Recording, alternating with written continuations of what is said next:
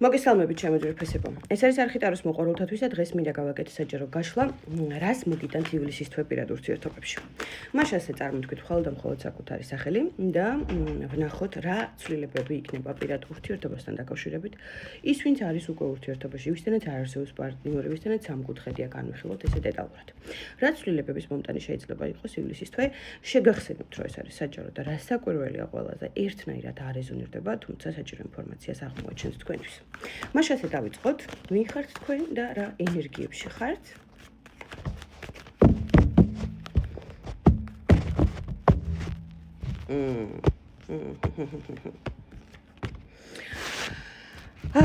ბევრი თქვენთაგანისთვის აქ არის ურთიერთობები, სადაც ეგოიზმია ჩართული 100%-ით, თითქოს არც პარტნიორს, არც ურთიერთობას მზად ხართ იმუშაოთ ამ ურთიერთობისთვის, პარალელურად ელოდებით მისგან რაღაცა გარკვეულ ნაბიჯებს, ვინც უკვე არსებულ ურთიერთობებში რასაკვირველია.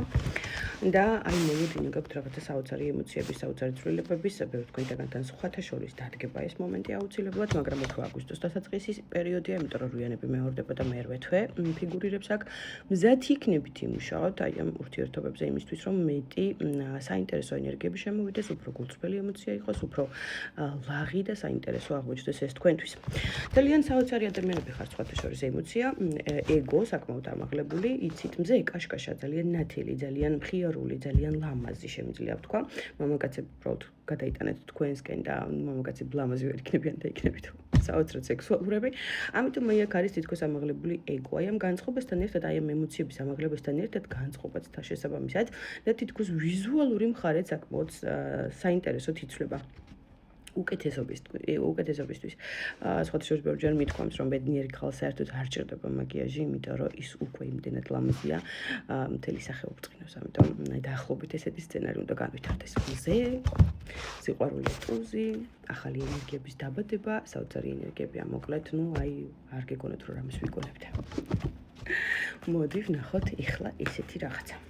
ვისთანაც გაურკვეველი სცენარია და არ იცით რა შეიძლება მოხდეს ამ ურთიერთობაში, მოდი ვნახოთ იმ გაურკვეველი ურთიერთობების სცენარი ივლისის თვეში რა მოლოდინებით გაქვთ. თვალთვალი შორიდან სიშორე, მენტალური, ფიზიკური სიშორე, აქ არის ძალიან დიდი გაურკვევლობები, აქ არის აგრესია, აქ არის ეჭვიანობის სცენარი, ბევრი თქვენთაგანთან ვიტყოდი, რომ დაბნეულია პარტნიორი, გაურებული პარტნიორია, შესაძლებელია ეს ურთიერთობები მხარულიც იყოს ერთგვარად, იმიტომ რომ თვარე მაინც ღამეა და ეს არ ნიშნავს თვალსაჩინო ურთიერთობას მეტნაკლებად, პარალელურად თქვენი პარტნიორი საკმაოდ დიდ წინააღმდეგობაშია. აქ არის ხმლის მეფე, მიყვარს მისი ენერგიები, ნახეთ, ცდილობს მაქსიმალურად ლოგიკური გადაწყვეტილებები მიიღოს, მაგრამ მეორე მხარე არ მიყვარს, იმიტომ რომ დისტანცია, არ მომეკაროთ, არ მინდა დამანებეთ თავი, რაღაცა ძალიან დიდ წინააღმდეგობაში მოდის, საკუთარ თავთან ბრძოლებში მოდის.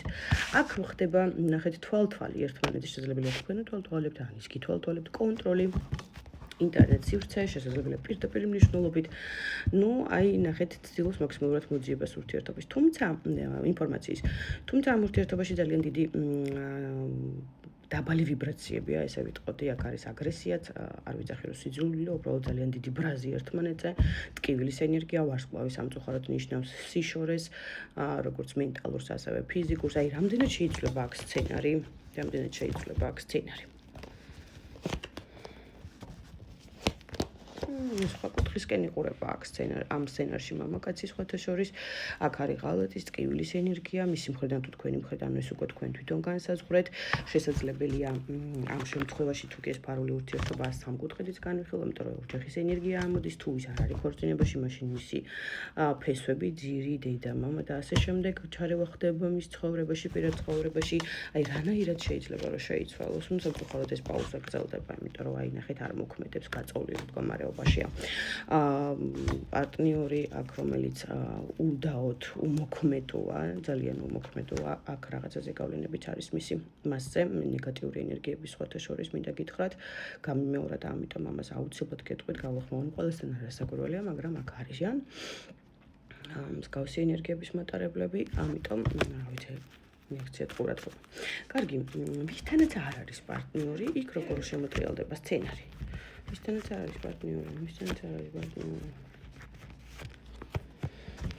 რისთანაც არ არის პარტნიორი, ჩემო ძვირფასებო სამწუხაროდ უახლოეს ტენდენციაზე არაფერი არ იცვლება. ნახეთ, აქ არის ბევრი თქვენთაგან ის ენერგია, ურთიერთობები, გალისნით სადაც ელოდებით რაღაცა სიტუაციების განვითარება, შესაძლებელია ხდება საინტერესო ენერგიები, იწყება საინტერესო ურთიერთობა ძალიან ისეთი ენერგიებით, ემოციებით, პეპლებით და ასე შემდეგ, მაგრამ უმოკლეს დროში ხდება ურთიერთობების წყვეტა. უმოკლეს დროში ხდება გაურკვეველი სცენარი ურთიერთობაში. თქვენი მხრიდან თუ მისი მხრიდან არ აქვს მნიშვნელობას. ხოთა შორის ბევრი თქვენთაგან არის მაგიდან გრევის ენერგიები, კოშკი არ მიყვარს, მძიმე ენერგია და ეს სამართლიანობაც არის. აი, სასწურზე იდება მე თქვენი ურთიერთობები და სამწუხაროდ ხდება გრევა.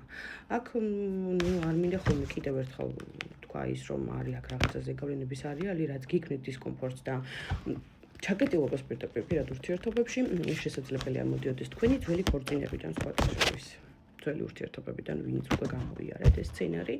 ამიტომ აი აქ თუ არ მოხდა თქვენი განთავისუფლება აი ამ შეგვეჭელი სივრციდან, თუ აი ამ მაგიიდან, თუ აი ამ მიჯაჭვულობებიდან, თუ აი ამ რაღაცა თუნდაც ფსიქოლოგიური ტრამვებიდან, სამწუხაროდ ახალი ურთიერთობების დასაწყისი ძალიან გართულდება. უნდა განულდეს ენერგიები აუცილებლად, ეს უარყოფითი ენერგიების ზეგავლენები და ეს მიჯაჭვულობები იქიდან გამომდინარე, რომ მოხდეს თქვენი ხელახლა დაბადება. ნულიდან დაიწყოთ ყველაფერი, ანუ ენერგიის თვალსაზრისით, შესაბამისად ურთიერთობებიც ნულიდან დაიწყება, საინტერესო ტენდენციებით, თუ მიაქცევთ ყურადღებას ამ თქვენს ენერგიებს, უდაოდ მოსიყვარული აქ ორიენტასები ძალიან მიყვარს. კარგი, სადაც აი არჩეულებრივი ურთიერთობებია, იქ როგორ განვითარდება? მოდი ვნახოთ. ქორწინებით. გილოცავთ. წარმატებებს გისურვებთ, ძალიან მიყვარხართ და დროებით მომავალ შეხვედრამდე.